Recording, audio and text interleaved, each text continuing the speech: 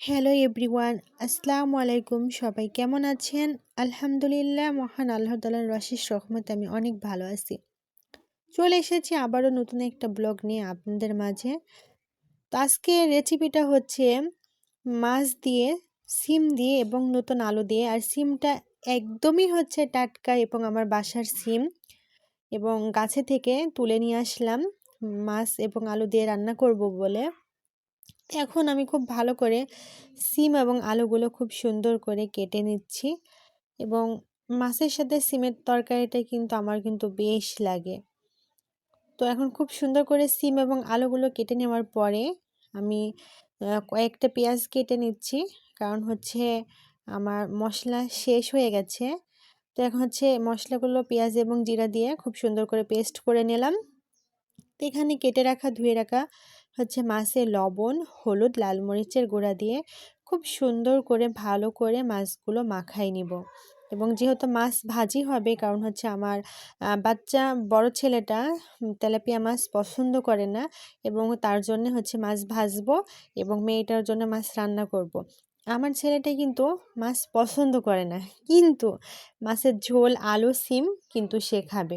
আচ্ছা বলেন তো, আমার বাচ্চার মতো এরকম কার কার বাচ্চা করে মাছ খাবে না অথচ মাছের ঝোল খাবে? বিষয়টা খুব সুন্দর, তাই না? এখন হচ্ছে একটা প্যানে কিছুটা তেল দিয়ে লবণ, হলুদ মাখিয়ে রাখা মাছগুলো খুব সুন্দর করে গরম তেলে ছেড়ে দিলাম। তো হচ্ছে একটু অপেক্ষা করার পরেই মাছগুলো কিন্তু আমি উল্টাই দিলাম। তো হচ্ছে মাছগুলো ভাজা হয়ে যাওয়ার পরে এখন আমি মাছগুলো তুলে রাখছি এবং যে মাছ হচ্ছে ছেলের জন্য যে মাছগুলো হচ্ছে ভাজি করব, সেগুলো একটু বেশি করে ভাজতেছি, কারণ যেহেতু ওগুলো তো ভাজি হচ্ছে। এবং আমার মেয়েটাও কিন্তু ভীষণ মাছ ভাজি পছন্দ করে। যেহেতু এখানে ৪ পিস মাছ ভেজেছি, হচ্ছে ২ ভাই বোনকে সমান সমান ভাগ করে দিব। তো হচ্ছে মাছ ভাজি হয়ে যাওয়ার পরে মাছগুলো হচ্ছে একটা বাটিতে তুলে রাখার পরে আবারও একটু তেল দিয়ে ওই যে পেঁয়াজ এবং হচ্ছে জিরা বাটা দিয়ে মশলাটা খুব ভালো করে এখন কষানো হচ্ছে। তো হচ্ছে লাল মরিচের গুঁড়া, হলুদ এবং স্বাদ মতো লবণ দিয়ে মশলাটা কিন্তু এখন ৫ মিনিট ধরে আমি খুব ভালো করে কষাই নিব, কারণ মশলা যত সুন্দরভাবে কষানো যাবে তরকারির স্বাদ কিন্তু ততটাই ভালো হবে। অফ ক্যামেরাতে কয়েকবার নাড়াচাড়া করে দিয়েছি।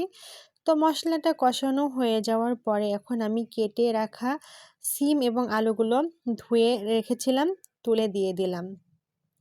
তো হচ্ছে কিছুক্ষণের জন্য হচ্ছে ঢাকনা দিয়ে ঢেকে কষানোর পরে হালকা সামান্য একটু পানি দিয়ে আবারও খুব ভালো করে নাড়াচাড়া করে ঢাকনা দিয়ে আবারও কিন্তু ঢেকে দিলাম।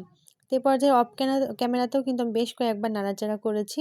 তো হচ্ছে তরকারিটা যেহেতু হোক, এখানে হচ্ছে আমার ছেলে কিন্তু সালাদ ভীষণ পছন্দ করে। আপনাদের ভাইয়া কিন্তু সালাদ পছন্দ করতো, আমি কিন্তু সালাদ একদমই পছন্দ করতাম না। তো আপনাদের ভাইয়া আমাকে সালাদ খাওয়া শিখাইছে, এখন আমিও সালাদ খাই, আমার খুব ভালো লাগে। তো এখানে টমেটো এবং ধনিয়া পাতা, কাঁচা মরিচ, পেঁয়াজ দিয়ে খুব সুন্দর করে একটা টমেটোর সালাদ করব। তো হচ্ছে আমার ছেলেটা সালাদ ভীষণ পছন্দ করে, কিন্তু আমার মেয়েটা সালাদ পছন্দ করে না, কারণ মেয়েটা অনেক ছোটো, তো তার হচ্ছে পছন্দ হয় না। কিন্তু আমার এখন বেশ ভালো লাগে এবং সালাদ করলেই আপনাদের ভাইয়াকে আমি অনেক মিস করি।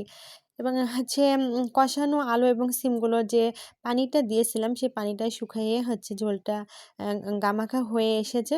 তো হচ্ছে আলু এবং সিম কিন্তু সিদ্ধ হয়ে গেছে।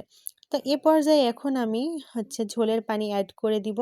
তো যেহেতু আলু সিদ্ধ হয়ে গেছে, সিমও সিদ্ধ হয়ে গেছে, অল্প পানিই দিব। তো হচ্ছে এখন যে মাছগুলো আমি ভেজে রেখেছিলাম, সেই মাছগুলো হচ্ছে ঝোলে নামাই দিচ্ছি। তো আবারও কিছুক্ষণের জন্যে আমি ঢাকনা দিয়ে ঢেকে দিব।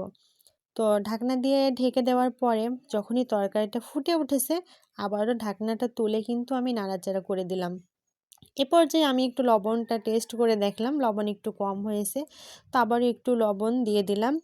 তো হচ্ছে ভিডিওটা কেমন লাগলো অবশ্যই জানাবেন এবং হচ্ছে সিম, আলু এবং মাছ কার কার ভালো লাগে সেটাও একটু জানাবেন। তো সবাই ভালো থাকবেন, সুস্থ থাকবেন, নিরাপদে থাকবেন। আজকের মতো আমি এখানেই বিদায় নেব। তো হচ্ছে আমার তরকারির হচ্ছে ফাইনাল লুক, মাছ ভাজি এবং সালাদ এবং এই যে ঝোলের তরকারিটা। তো সবাই ভালো থাকবেন, সুস্থ থাকবেন। আজকের মতো আমি এখানেই বিদায় নিচ্ছি। আল্লাহ হাফিজ, আসসালামু আলাইকুম।